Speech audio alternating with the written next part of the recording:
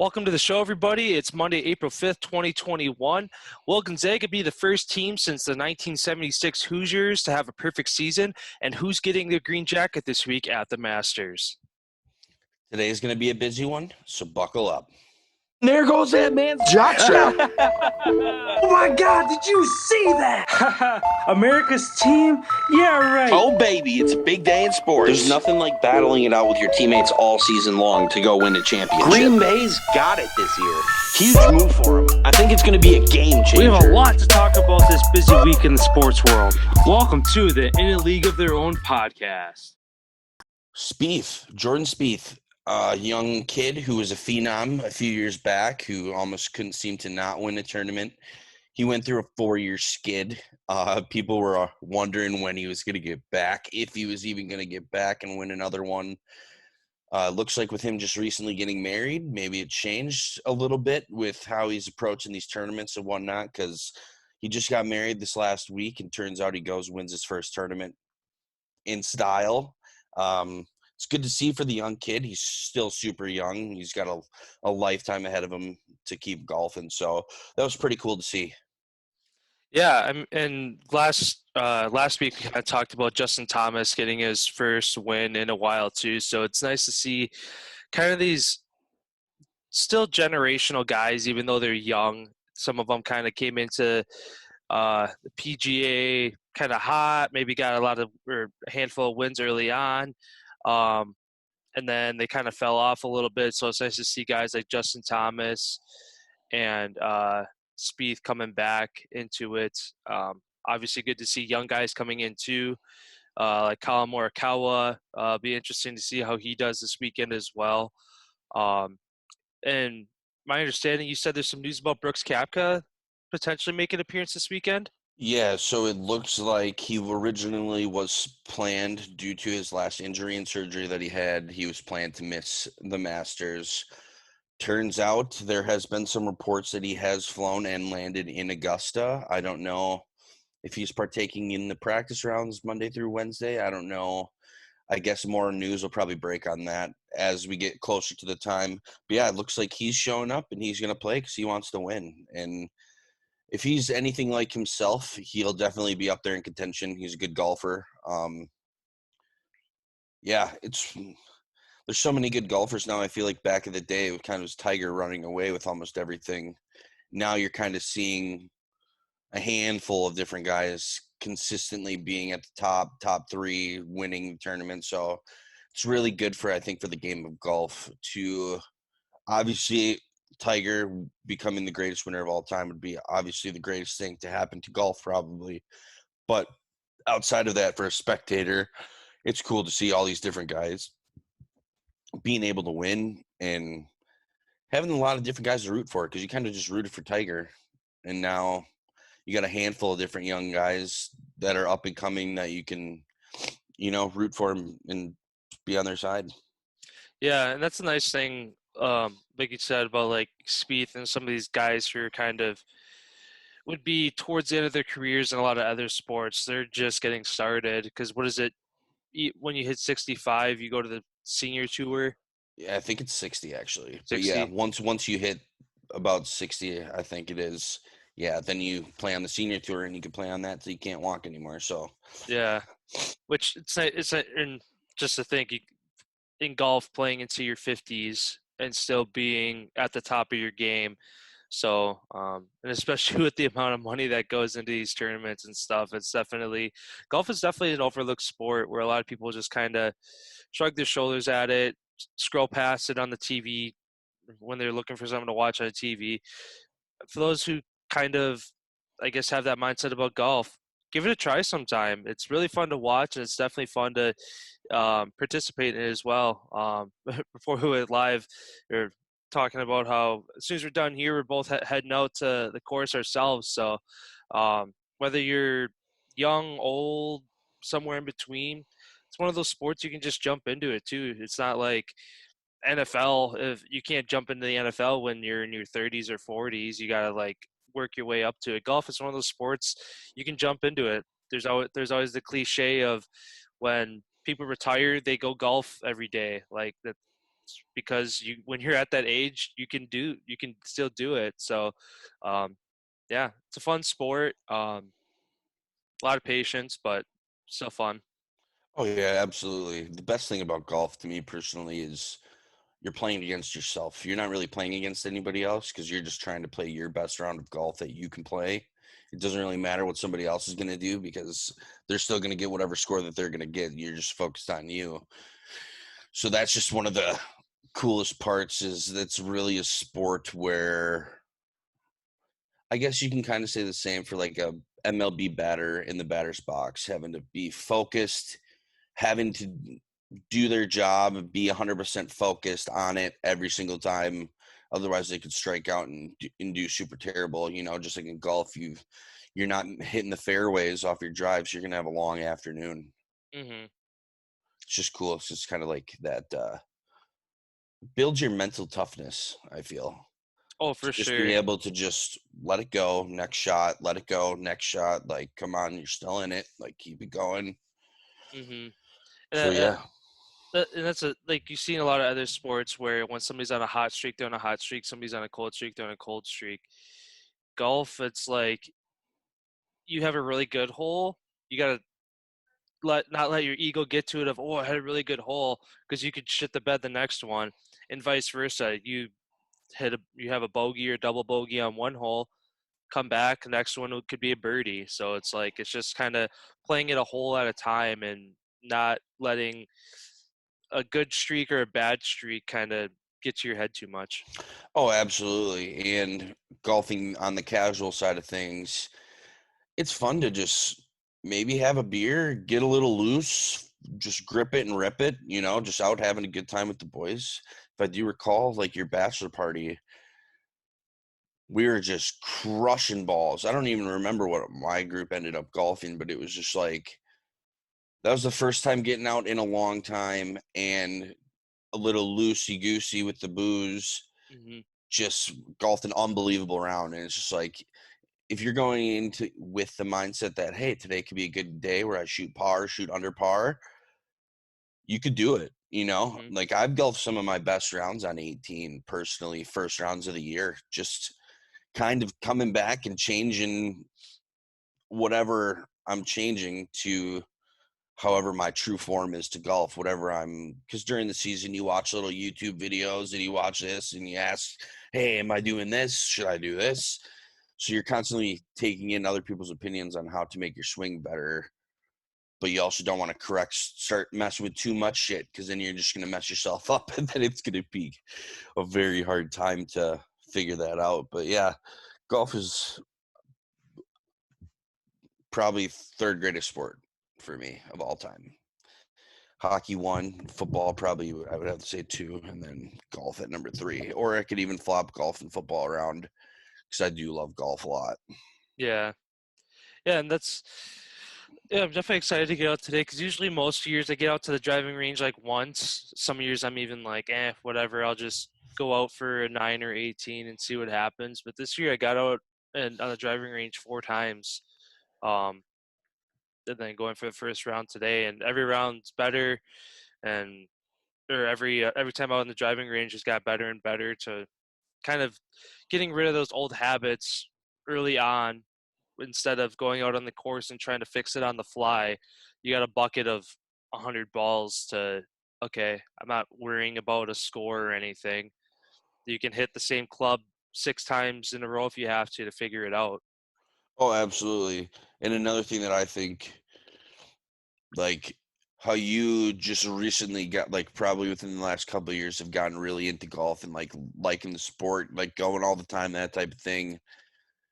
It's cool to see for me, I've been golfing since I've been 16 years old, so 12 years now I've been golfing. It's cool to see me, like, just encouraging. Like, I don't know if that helped you like golf any more or any less or whatever, but it's like I always try to encourage all my friends to just get a set of clubs, come out on the course. I can show you a few little tips and tricks. I'm not going to try to fuck with you too much. It's about having fun and kind of just Hmm. doing your thing. So it's just cool how It, golf is kind of anybody can, like you said, pick up a set of clubs, go get a set hit the links and have a great time.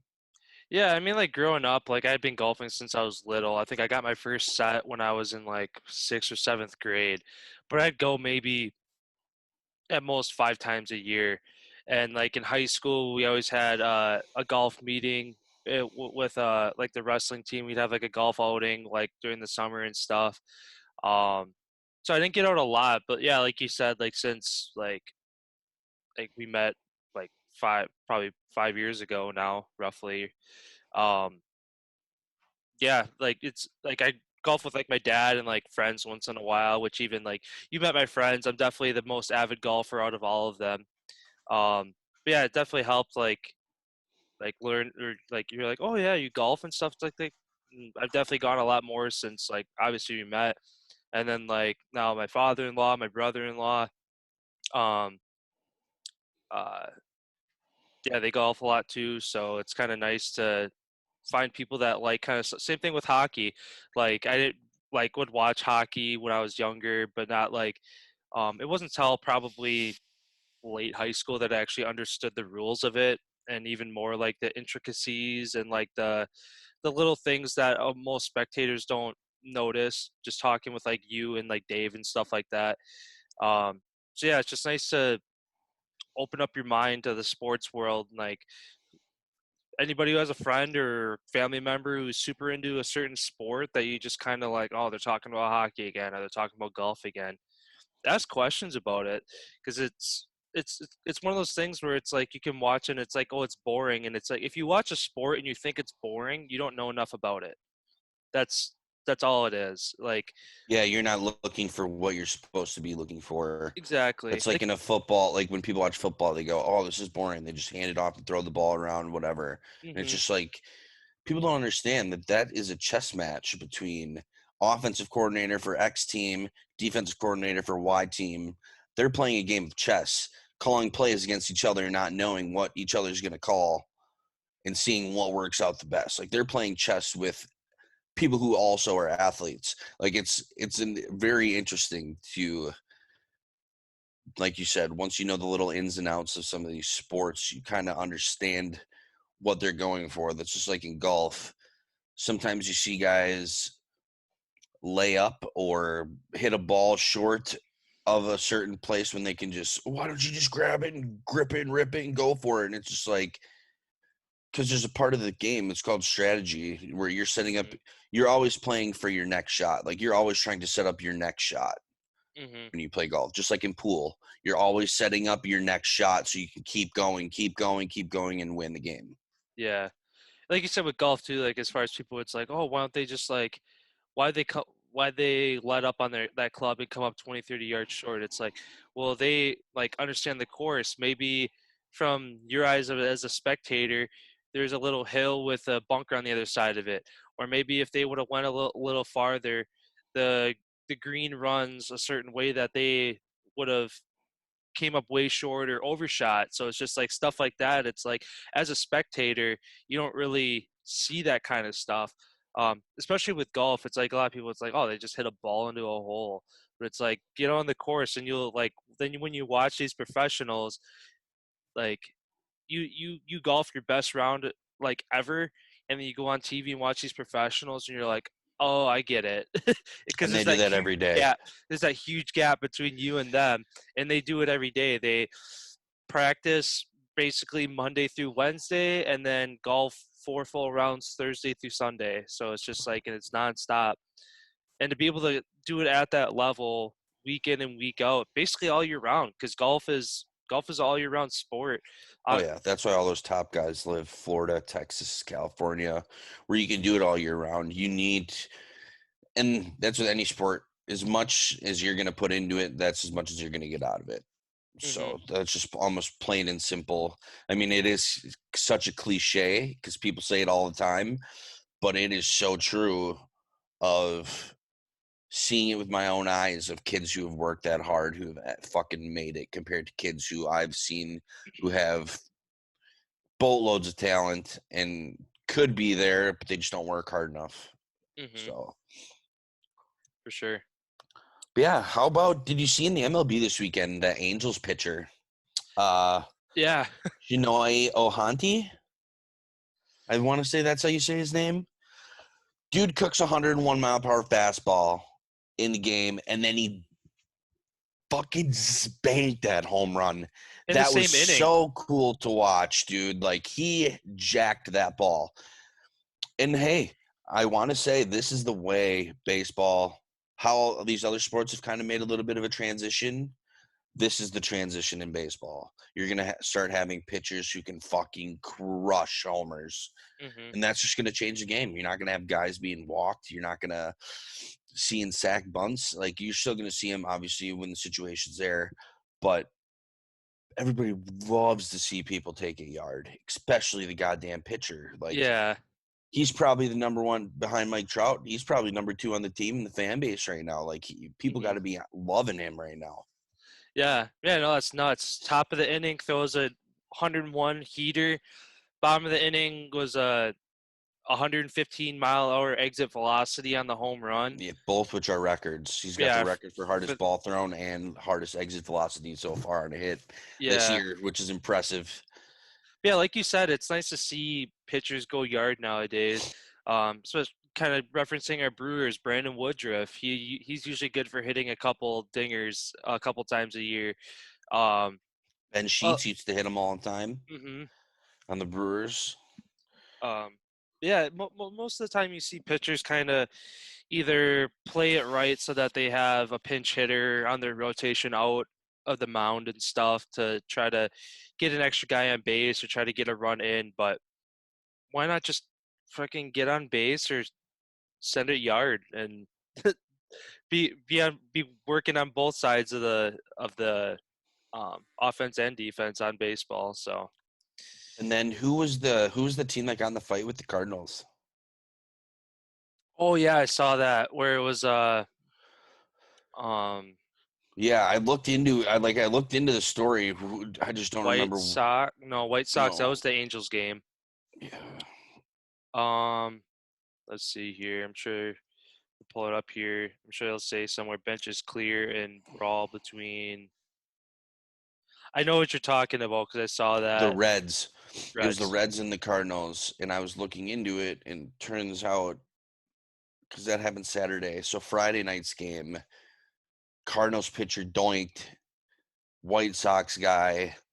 They didn't like it, so they doinked Cardinals guy at the end of the game. Nothing happened. Starting the next game, Cardinals guy is doinked him again. Same White Sox guy. So they hit Costanzo or whatever his name is. It came over from the Cubs.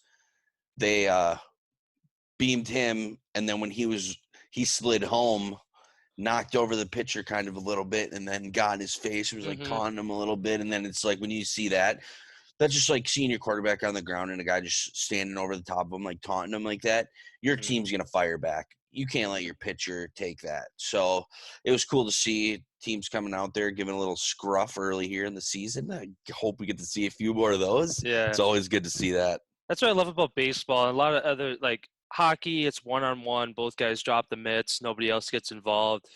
Football, it's usually a lot of one-on-one matchups. Even if there is 5 guys fighting, it's all 1v1 fights. So, yeah. Yeah. And then, like, football, most of the time it's 2 guys fucking grabbing each other by the face mask, and the ref comes and splits them up. Baseball, it's always, he pushed a bench is clear. Fucking everybody out there. And then you see the one guy in the back who's getting held back, trying to go all crazy, and everybody's like, dude, you're in the back. What are you going to do back here, dude? And then all of a sudden the camera pans out, and the fucking, all the pitchers coming in the bullpens. Just full sprints. down the field. Yeah, that is funny to see. It's good to see that.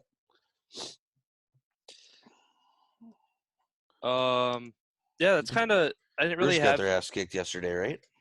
Yeah, I think it was like 4-1. They end of the series 1-2 against the Twins, which the Twins are the favorite. They're supposed to be, yeah, in the AL Central to win the division. So it's a long season. First month really doesn't matter. No.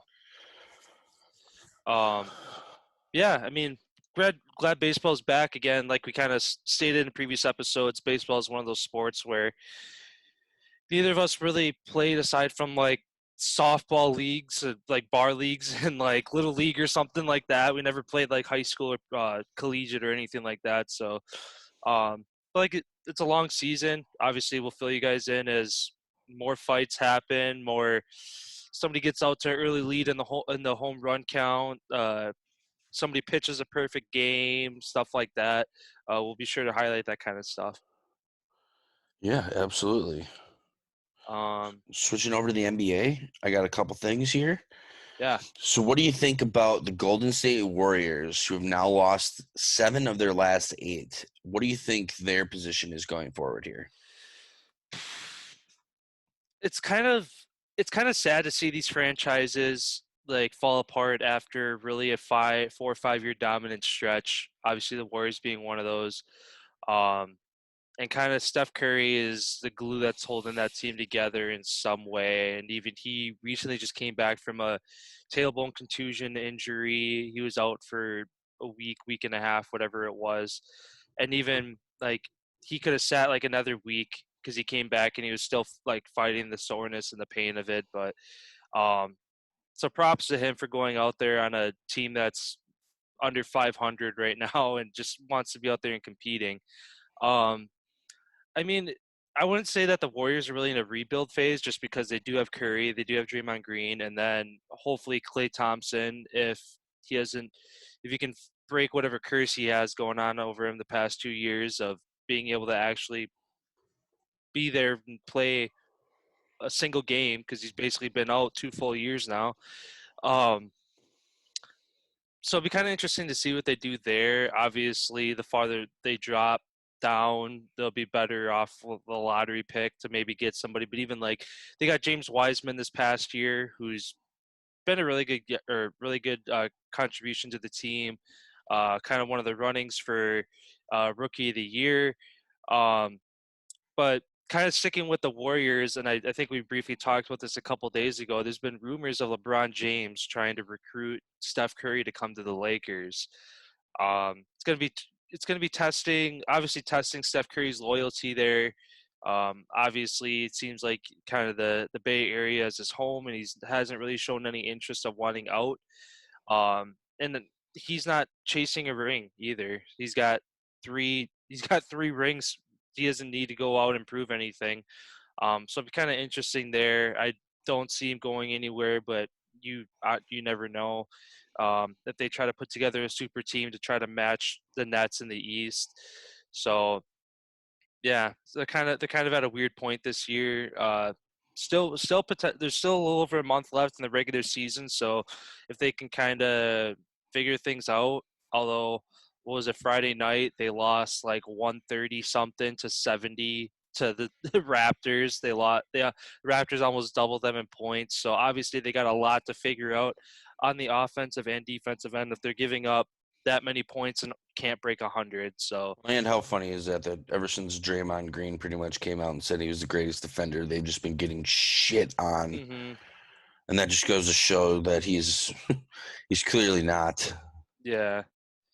I mean, he's definitely in the conversation. Like, I'd probably put him in the top 5, but to say, oh yeah, he's number 1, no doubts about it. Like, you're still young in your career. Yeah, you have a couple rings, but like you need to not like you're great over a 3 to 5 year period. Okay, continue that for 10, 15 years, and then we'll talk about that when it comes down the road. Yeah, absolutely. And then sticking with the NBA, my last little thing that I have here. Since the Clippers picked up Rondo, last night was his first game where he came in and you could really see his leadership take over. He propelled the Clippers. They won 104-86. They beat the Lakers yesterday. Do you think now that they've kind of got all their pieces that they need, they're going to be the team coming out of the West this time instead of the Lakers? Obviously, if the Lakers are healthy, full 100% healthy, LeBron 100% healthy, AD, and the rest of their team's healthy, the Lakers, I think, will beat the Clippers. But if one of those guys isn't 100%, I could definitely see the Clippers upset and potentially Kawhi going for his second ring here. Yeah, I mean, in their current state, the Clippers definitely look like kind of the hot team out of the West right now, along with the Jazz. Um, yeah, like you said, it's a matter of if the Lakers can get healthy or not to even give the Clippers a run for their money. And like we talked about when the Clippers acquired Rondo, they kind of needed that leadership. Obviously, it's weird saying they need that leadership when you have Kawhi Leonard and Paul George on your team, who have both been in the league for quite some time. Um, and Paul George obviously still trying to get his first ring himself. Um, but yeah, because Rondo's been there, done that. He's won 2 different rings, one with the Lakers, one with Boston, the Celtics back in like 2007 or the 2008, big whatever that three. was. Yep, with the Paul Pierce, Kevin Garnett. Yep. Um, so yeah, it's good to see the Clippers go out and get a guy, like I said, who's been there, done that, to kind of take leadership of the team, maybe harp on some guys when they're not in the right spots, not giving enough effort either on the offensive or defensive end, whatever it might be. It'll be nice to see over the next week or two if the Clippers kind of kick it in gear and go on maybe a 6, 7, 8 win streak, whatever it might be. Um, yeah, with yesterday kind of being his first game, it's a little early to tell because I'm sure he is kind of I wouldn't say basic as basketball is, but there's only really a handful of plays teams run. He's still got to Especially at get the NBA level, it's either an yeah. ISO, a pick and roll, or you're getting it to your big guy down low and you're going to let him do his thing. That's kind of what you see, which is kind of what Gonzaga's offense does. Mm-hmm. And that's why it works so well. They don't make it too complicated. There's really only certain things you can do out on the basketball court. You just got to try to make one of those work. And like you mentioned, the Jazz potentially, I didn't even realize, I forgot that the Phoenix Suns Oh yeah, are Suns. right there, dude. And then them getting CP3 with Devin Book down there. I could see them even potentially coming out of the West, because I feel like they're a dark horse. No one really talks about them. You never really hear No. on anywhere. They're just the silent killers, kind of like the Utah Jazz almost is like too. You don't really hear it's all Lakers, Clippers, Nets, like Mm-hmm. Bucks, Heat. It's always the same teams that you always hear about, where it's nice to see you got the Jazz and the Phoenix Suns sitting atop the whole entire league, the top 2 teams. Yeah. Kind of one more point with the NBA. Briefly talked about the Nets. Kind of have a little point here talking about them. So, do you think that the Nets are getting too confident that their super team is going to mesh come playoff time? With the season being regular season being over in just a little over a month, Durant, Irving, James, and Griffin still have yet to all play a game together. The team is the number 1 scoring offense, but also in danger of being the number 1 worst defensive team simultaneously in the league. Um, do you see them taking an early exit in the playoffs if they kind of just bank on they're all stars, they'll figure it out on the fly, especially with kind of these other teams that are stacking, like even the Bucks going on and acquiring a couple people, Clippers getting Rondo, and then obviously the Lakers, if they're healthy, trying to go back to back. Are the Nets kind of in a tough spot? They've been the favorite all year, but now that it's getting down the stretch, like I said, all 4 of their guys have yet to play together. Yeah, that is definitely a concern, an area of concern for the Nets. Personally, all the sports I've ever been through, I can say I personally have been on the end of beating super teams way more than losing to them.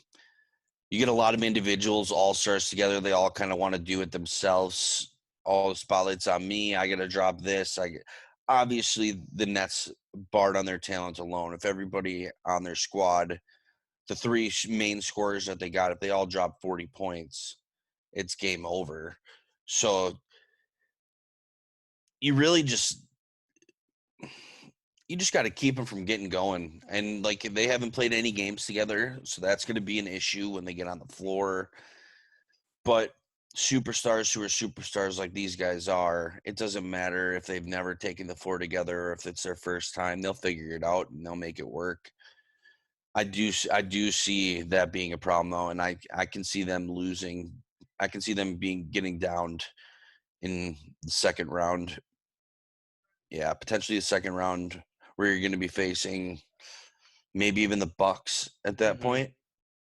So it's going to be a tough run for them. I mean, props to them if they can pull it off and do it. I mean, that's the NBA's new motto is building the super team. The super team goes and wins. So it's kind of like they built the team. Are they going to go do it now?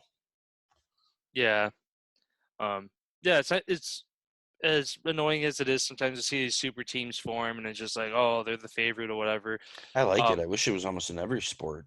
yeah, especially with teams like the Nets. The Nets have kind of been irrelevant for the past really couple decades. Yeah. So it's nice to see these super teams forming and franchises that haven't really been there in a while. So at least they're doing that and not forming really. I mean, even you could say the Lakers are kind of a super team with LeBron and AD kind of running the show there. Um, but still, it's nice to see multiple at least where for a while there it was Golden State and then, all right, LeBron, who can you convince to come to the Cavs this year to help you try to go take them down? And that's kind of all it was for really 3 to 5 years. It was those Yeah, two it was teams and him. that It was was it. him battling with Boston when he got in the league because they had the big three with Allen, Pierce, Rondo, and Kevin Garnett. Then LeBron went down to the Heat. He made the big three, which competed with the Clippers because they had the big three. They had Chris Paul, Blake Griffin, and who else did they have? They had somebody else who was a big name guy at that point. The Heat ended up winning. Then LeBron goes back to Cleveland. Golden State built their team. Those guys clashed. Then KD went over to help boost the team after they couldn't do it. And then LeBron's like, okay, instead of seeing you guys once a year, I'm going to come out to LA and let's play you guys all the time. Hmm.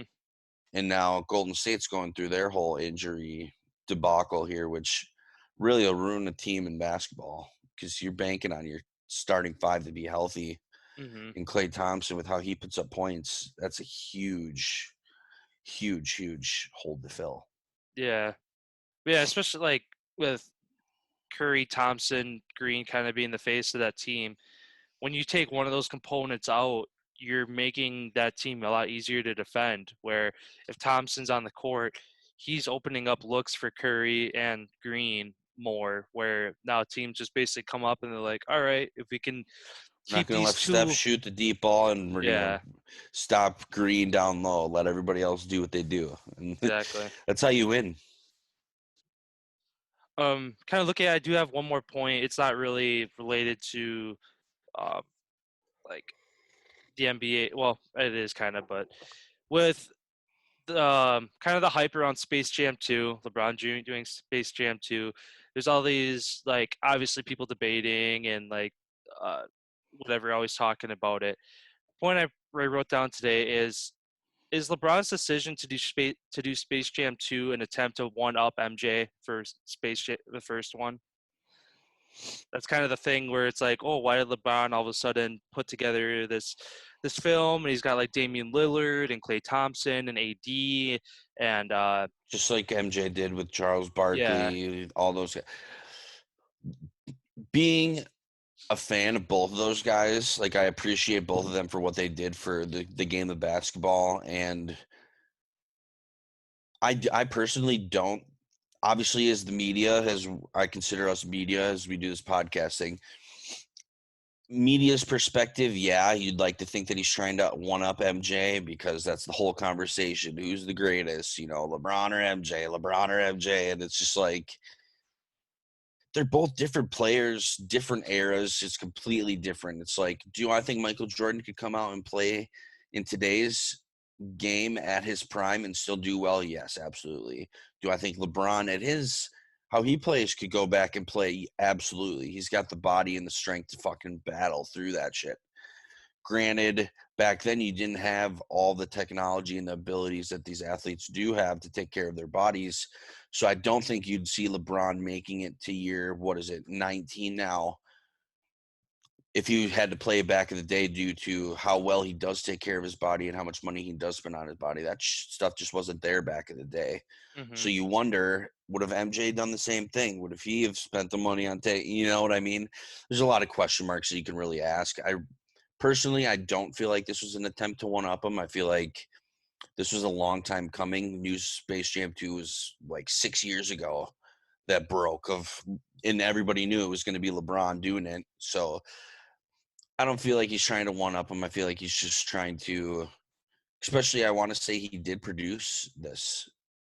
Yeah, I think he has a hand in like the production and Because this movie I want to say is made through his production company that he owns in Hollywood, and it's cool to see everything that he does is basically for the public. Like, the guy loves to give back to everyone with his play, with his school that he started, with all these companies. I mean, he's a very well spread guy in a lot of different areas, and it's cool to see. I'm definitely going to check it out. Oh, for sure. It's one of my favorite movies as a child. It's like, fucking Michael Jordan. Like, he's the guy. Yeah. Like, he's the guy. Like, little kids today, LeBron is your guy. KD, maybe. But when he's not getting into it with Mike Rappaport. or anybody for that instance. Yeah, it's cool, too, with the new Space Jam movie. I don't know their names, but he has 2 WNBA players in it, too. So it's kind of cool that he's crossing that boundary and, like, just, again, if he's, like you mentioned, where he's potentially producing it himself through his own stuff, like, he calls the shots, and I'm sure he calls up people. It's like, hey, I'm doing this movie. Come join. And he's LeBron James, so obviously going to be like, oh, yeah, let me know when. So, yeah, we're definitely looking forward to when that comes out. I think it's July 16th. I don't know if 16th something is like right. that, I think. July, sometime in July. But kind of switching over to the NBA, got a couple points here. I guess one quick point, kind of cool to see. One of Tom Brady's rookie cards sold for $2.25 million this past week. Always cool to see those memorabilia things pop up.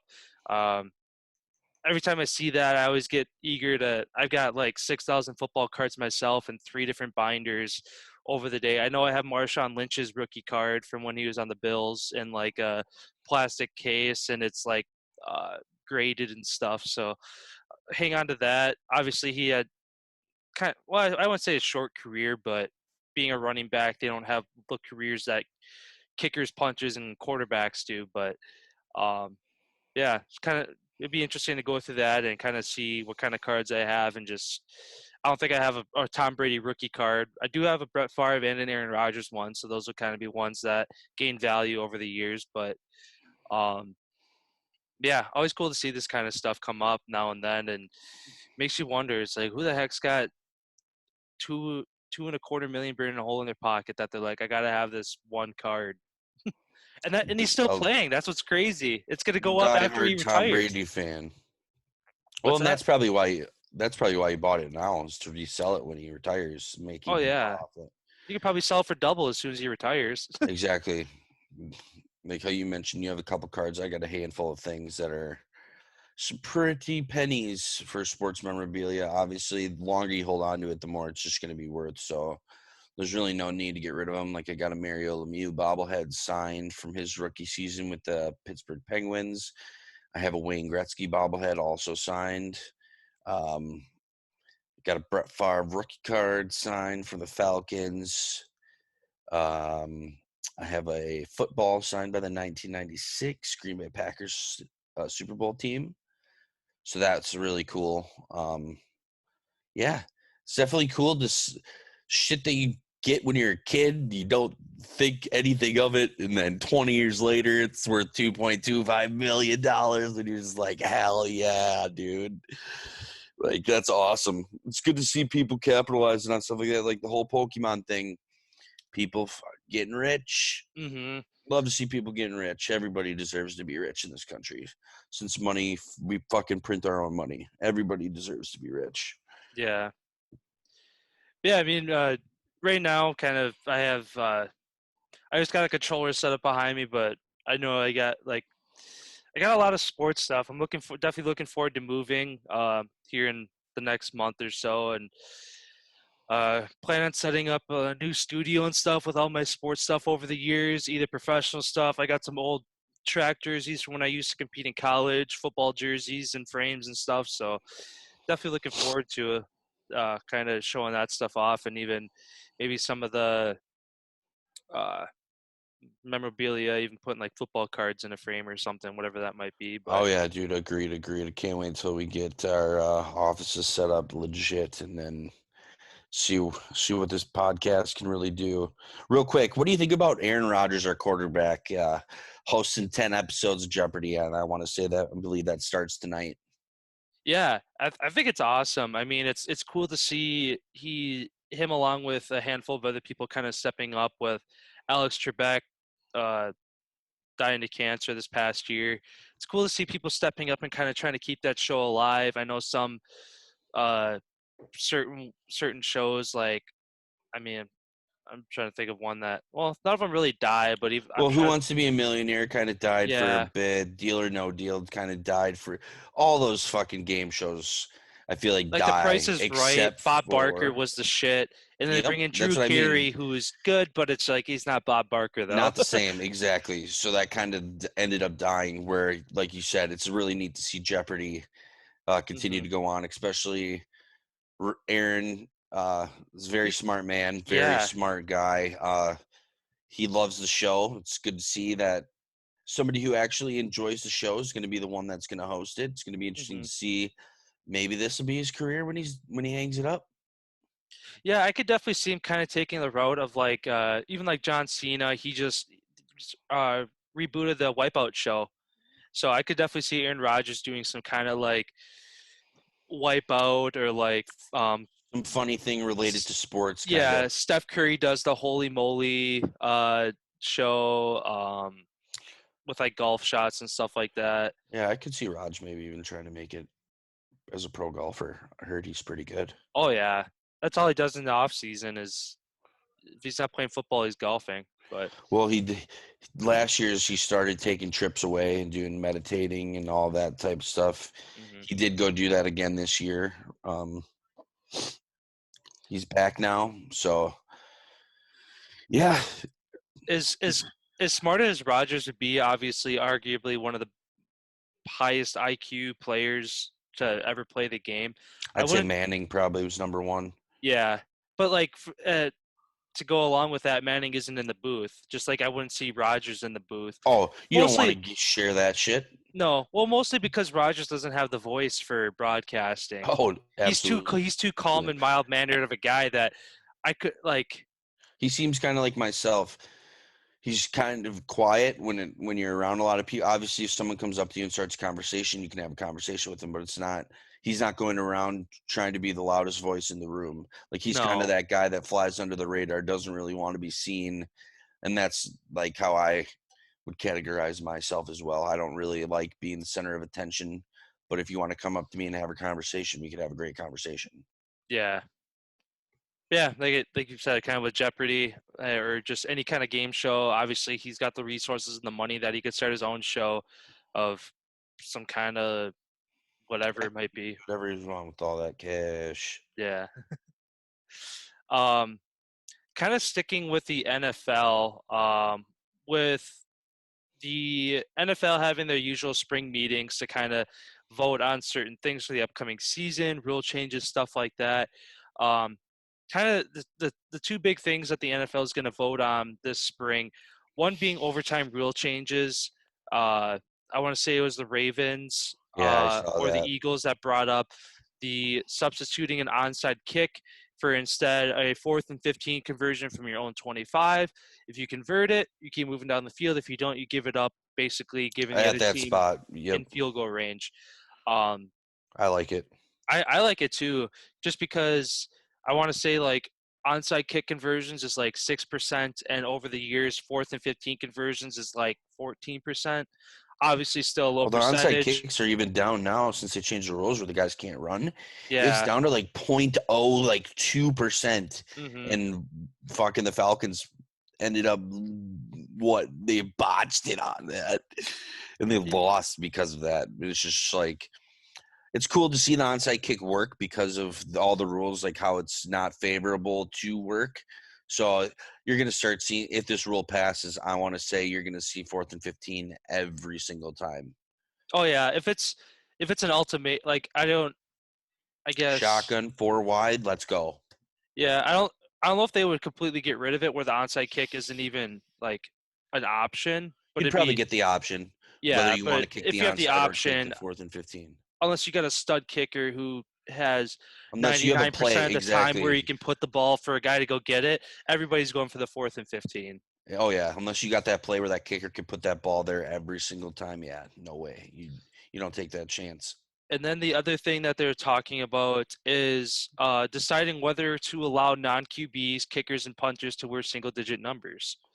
Kind of like college where Anybody should be able to fucking wear any number they want to. Yeah, which is kind of surprising. The last Reggie Bush, when he first came on to the Saints, he tried wearing number 5, and the NFL told him he couldn't. So for whatever reason, but yeah, I mean, I think that's quarterbacks' numbers. Yeah, is 1 through 19. Yeah, I think that's right. Yeah, I think that's right. So, yeah, it kind of sucks. Even in high school football, you have that. You got to pick this number between this number because you're this position. If you're a lineman, you get 50 to 99. Like, yeah, it's just a fucking number. It doesn't matter what number you wear. No, it's just a number. Yeah, so it kind of forgot, like when they were talking about bringing this up and adding it in, it's like, oh yeah, I guess I forgot that that's not a thing, and it's surprising that it took them this long to revisit it again to decide to have it or not. I mean, oh fuck yeah, people should be able to rock 00 if they want. Yeah. How would you say that? Like false start offense, 00. Yeah. I guess that'd be interesting if they add 0 false to that start, too. 00 on the offense.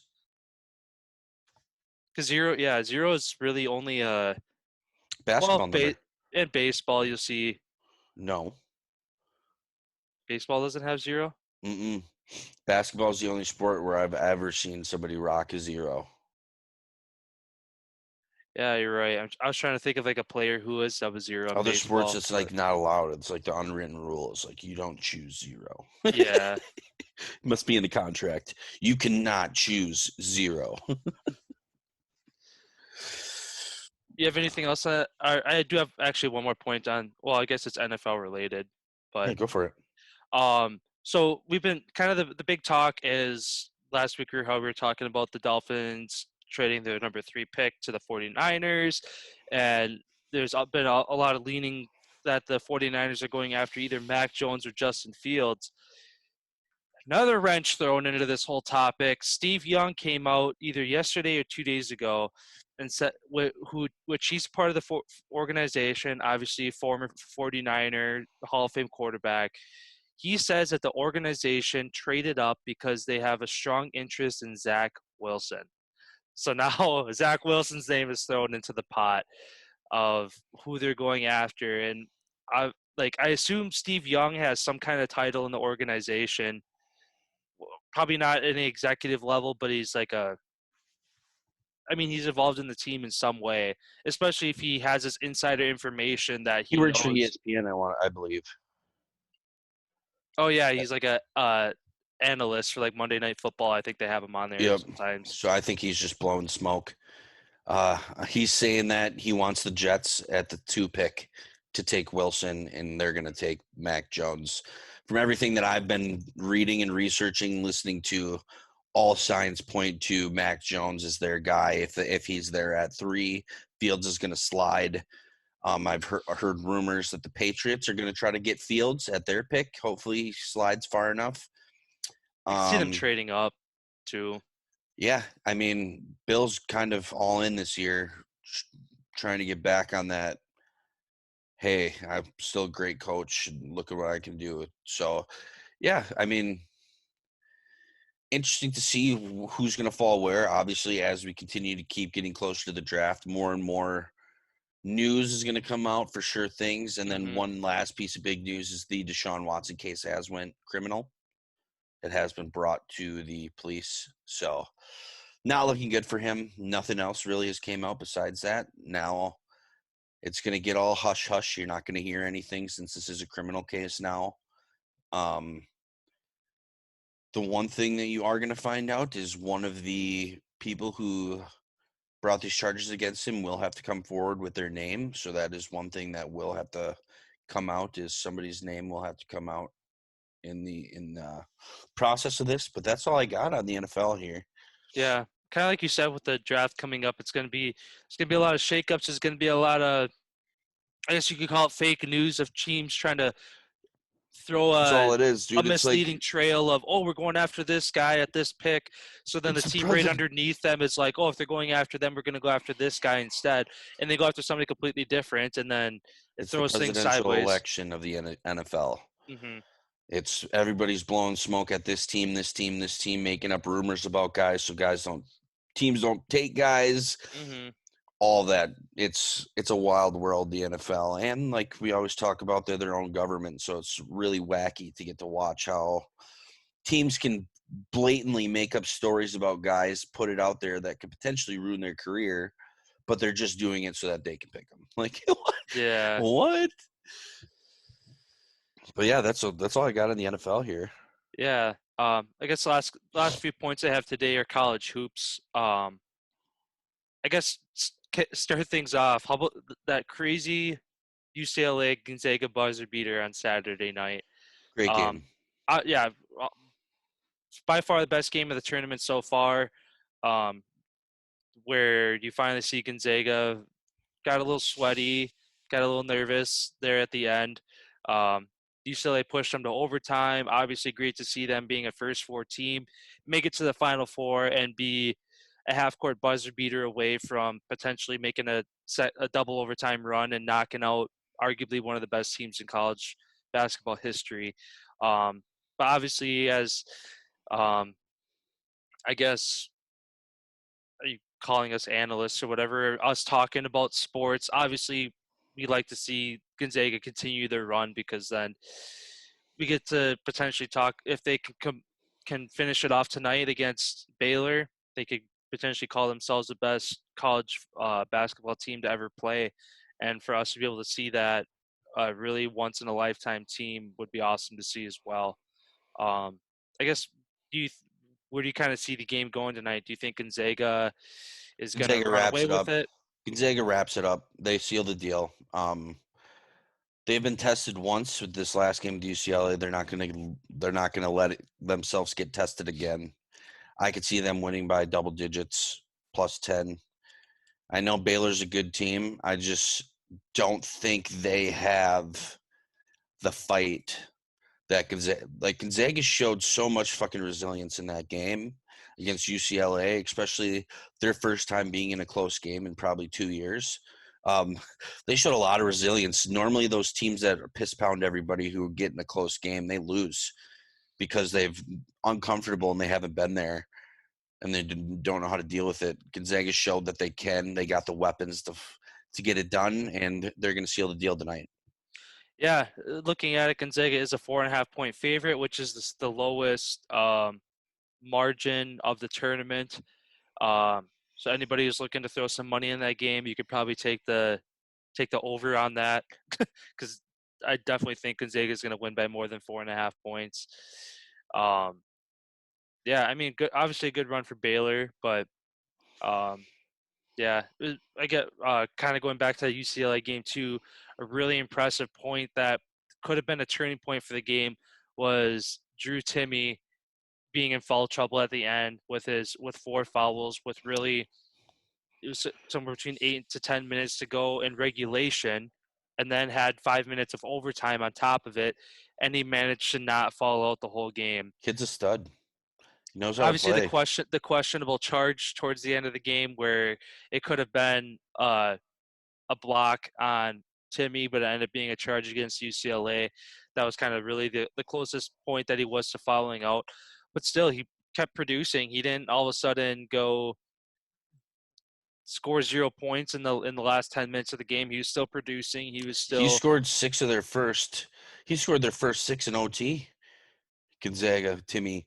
And I did reach out to a buddy of mine who did play basketball collegiately and asked him what he thought about the call, and he said you're going to get a block on that, or you're going to get a charge on that every single time from youth basketball all the way through college, because that's just the way that the refs lean is on the charge. So maybe he said maybe if this was the NBA, you maybe would have got a block and send him to the line to close out the game on the free throw line. But he said college or under, they're calling charge all day. The ref doesn't want to be the one to make that call to put the game on the line. That's fair, and I definitely could see that, especially with like the Badgers Brad Davidson, who was that like basically taking a handful of charges a game. He was just always really good at it. Where if I don't know if I'd see him getting a shot at the NBA just because he's not quite there, especially his size or whatever. And really his biggest, I guess, talking point is his 3-point shooting, and you have to be able to do it all nowadays. But that'd be kind of a wake-up call for him too, where he's kind of got that mental that muscle memory of taking charges, where once he gets to the NBA, it's going to start turning into blocks. So yeah. I mean, that's a good I guess a good thing for the refs to do, just kind of keep it one way. Don't like flip it too much where one calls a charge and one calls a block. Just keep calling it charges so long as the guy has his feet set. Obviously, if he's still moving, then obviously it's a block. But right, if it's close, I guess they're not going to be goes the one to the runner, yeah. which in this case, tie goes to the defensive guy. As a referee too, you don't want to be putting yourself in a position to make a call like that. That is the outcome. Mm-hmm. But yeah, then I guess just to wrap it up here, some quick hockey news. My Flyers take on the Boston Bruins. We got a 2-game series against them. Huge games for the Flyers. We did take the Islanders to overtime. They got their point. They did get their point. Hey, everyone fucking helps at this point. Yeah. Huge series against the Bruins. If the Flyers want to have any life in this postseason run, they're going to have to pretty much take 2 from the Bruins. So interested to watch that. Also, kind of with some COVID talk, the Vancouver Canucks now have 20 members in their organization that have tested positive. They missed all of last week. We're supposed to be back this week. People continuing to test positive. NHL has said that they are not going to be playing any games this week. So that's 2 weeks worth of games that they're going to have to make up with these other teams. Potentially the NHL has talked about finishing all of the other divisions on schedule and then playing out this division, which would be the Canadian division, playing out the rest of their games after, I guess, all the other ones finish. So playoffs start in the other 3 divisions when the other division is still wrapping up their regular season play, and then they go right into it, and so on and so forth. It's just a preliminary talk that they talked about doing. It'd be kind of cool. Hopefully more teams don't get COVID as we're getting to the playoffs here. That would really suck if playoffs were to get canceled or something because too many people had COVID or there wasn't enough games or whatever the case may be. But just a little quick NHL news, and Ovechkin's now second all-time power play goals. Mm-hmm. He's 9 behind Dave Andreychuk, so I definitely think he's going to get that before the end of the season. He's on a tear right now, putting pucks in the net, so continue to keep going, Ovi. Everybody's rooting for you to catch the great one. So that's all I got, man. Yeah, that's kind of all I had today, too. And as I kind of refresh, usually do at the end of every episode to see if there's any quick breaking news to throw in.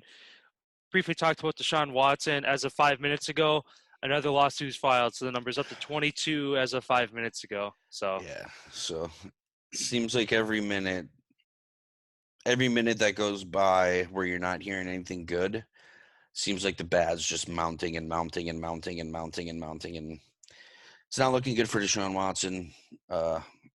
like we say every single time, we hope justice is served. If what happened actually happened, obviously there are those times where people make up stories to try to get money from people. So if that's the case, we hope Deshaun Watson makes it out and he continues to play football because he's a good quarterback. But let justice be served, and that's all I got here. And yeah, gotta get the golf stuff together here, and about to get out on the links here. It's about 75 degrees, beautiful day today in Wisconsin. Yeah, So it's unreal. Yesterday it was like 80 here, so it's like yeah, my grandma. I was over at my grandma's house. And she's like, I was like, yeah, I think it's supposed to get like 70 degrees today. She's like, no, it's the high is 68. Looked on my thing, and it was 75 degrees. I was like, yeah, beautiful. I know I And I'm keep going to a checking. beautiful course too, so I'm pumped about that. I keep checking into the future, like, because you can see like 10 days out is like the farthest you can check out for the weather. Keep looking to see if it's going to dive back down because it's like it is April in Wisconsin, so we could No, get it. still. We Ew. could get snow still. But I mean, looking at the next week, 54 is the lowest temp here. So Yeah, it's just supposed to rain, I believe, like Wednesday through Sunday, I think. yeah, well, here tomorrow through Saturday. So Right, you're a day ahead since you live yeah, more west. usually if we get something in the morning, you get it that night. Or yeah, afternoon, nighttime, yeah. So yeah, that's all I got here. Good episode, dude. Thanks again to everybody who listened. Drop a like, follow, subscribe to our YouTube channel. Now we've kind of messed around with this Twitch thing, so hopefully we can figure that out here for you guys and make that good content as well. So yeah, hope everybody has a great Monday, and I'm about to get out on the links here. Yeah, me too. Yeah, we'll see you guys tomorrow. Obviously, kind of shooting for the same time, usually noon, 1 o'clock every day. So if you guys want to go check out our live episodes as well, we have it on Twitch. Kind of see how the quality looks. It was just kind of a trial run for us. We kind of played around with it last night, but yeah, if you guys want to see things live, check it out over there. Otherwise, keep watching our edited episodes here as well. Again, Instagram, TikTok, Twitter. Don't go on Reddit. People are ruthless on there. I gave up on Reddit, but yeah, take care, everybody. We'll see you tomorrow. Peace.